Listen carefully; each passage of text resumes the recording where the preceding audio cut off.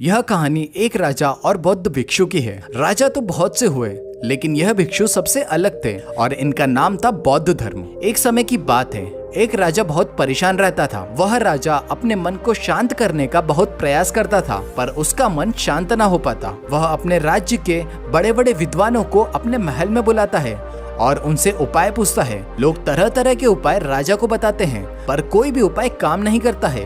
एक दिन एक व्यक्ति राजा के पास आता है और कहता है, आपके मन को शांत करने का एक उपाय है। राजा उस व्यक्ति की बात सुनकर बहुत खुश हो जाता है और इस व्यक्ति से कहता है, यदि तुमने ऐसा कर दिया तो मैं तुम्हें उतना धन दूंगा जितना तुम मुझसे मांगोगे। वह व्यक्ति राजा से कहता है, आपका मन मैं तो शांत नहीं कर सकता, पर एक सन्यासी है जो आपका मन शांत कर सकता है, और वह आम सन्यासी नहीं है, वह एक बहुत पहुंचा हुआ सन्यासी है। आप उससे एक बार अवश्य मिले, वह आपकी समस्या का समाधान जरूर देगा। राजा उस व्यक्ति से कहते हैं, कहाँ मिलेगा मुझे यह सन्यासी? वह व्यक्ति राजा से कहता है, यहाँ से कुछ दूर जंगल में उसकी एक छोटी सी कुटिया है।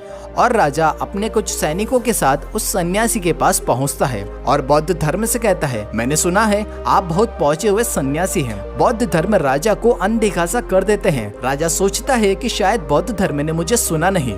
मैंने सुना है आप बहुत पहुंचे हुए सन्यासी हैं, क्या आप मेरी समस्या का समाधान कर सकते हैं? और बौद्ध धर्म राजा का कोई भी प्रश्न का उत्तर नहीं देते। राजा मन ही मन सोचता है कि बौद्ध धर्म उसे कोई उत्तर क्यों नहीं दे रहे हैं। राजा मुद्दे की बात पर आता है।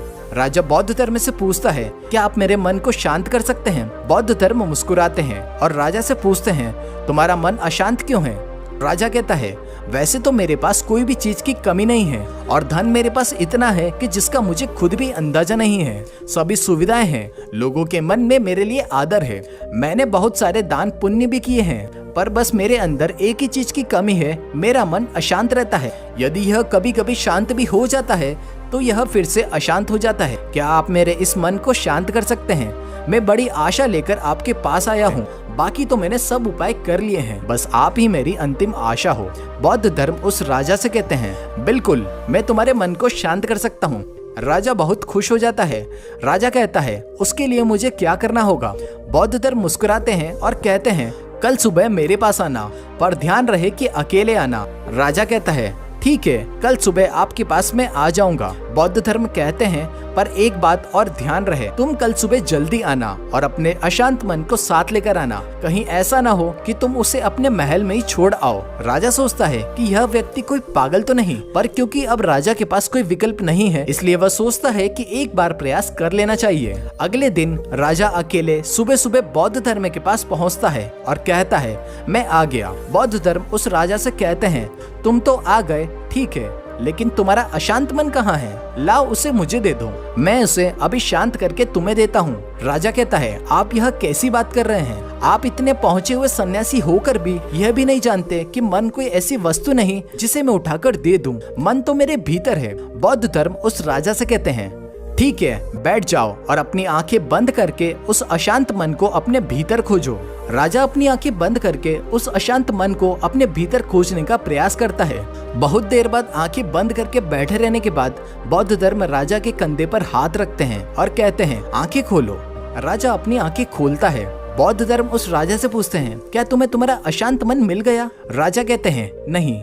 बौद्ध धर्म राजा से कहते हैं, कोई बात नहीं, अब तुम कल प्रयास करना, आज के लिए इतनी खोज पर्याप्त थी। और राजा अपने महल चला जाता है। अगले दिन सुबह राजा फिर बौद्ध धर्म के पास आता है और वैसा ही करता है जैसा कल बौद्ध धर्म ने बताया था। राजा बैठ जाता है और अपनी आंखें बंद कर लेता है और अपने अशांत मन को अपने भीतर ढूंढने का प्रयास करता है। बहुत देर तक राजा बैठा रहता है। बौद्ध धर्म फिर से राजा के कंधे पर हाथ रखते हैं और कहते हैं, क्या तुम्हें तुम्हारा अशांत मन मिल गया? राजा बड़ी अशांत आवाज से बौद्ध धर्म से कहता है, नहीं।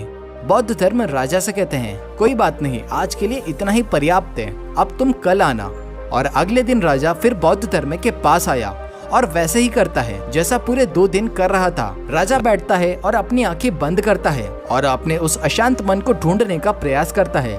इस बार बौद्ध धर्म राजा के कंधे पर हाथ रखकर उसकी आंखें नहीं खुलवाते। राजा बस अपनी आंखों को बंद करके बैठा रहता है। काफी समय बीत जाता है। बौद्ध धर्म राजा के पास ही बैठे रहते हैं। पूरी रात बीत जाती है पर राजा आंखें बंद करके अपने उस अशांत मन को ढूंढ रहा होता है। और अगले दिन सुबह राजा की आंख खुलती है और जैसे ही राजा की आंख खुलती है राजा अपने सिर को बौद्ध धर्म के चरणों में रख देता है और कहता है, मुझे मेरा अशांत मन तो कहीं नहीं मिला पर वह शांति जरूर मिल गई जिसकी तलाश में मैं अब तक भटक रहा था। और उस राजा की तरह आप भी अपने अशांत मन को बाहर खोज रहे हैं और वह शांति कहीं नहीं है, शांति आपके भीतर ही है, बस आपको जरूरत है उसे भीतर खोजने की। तो दोस्तों, आपको यह कहानी पसंद आई तो अपने दोस्तों के साथ इसे जरूर शेयर करें।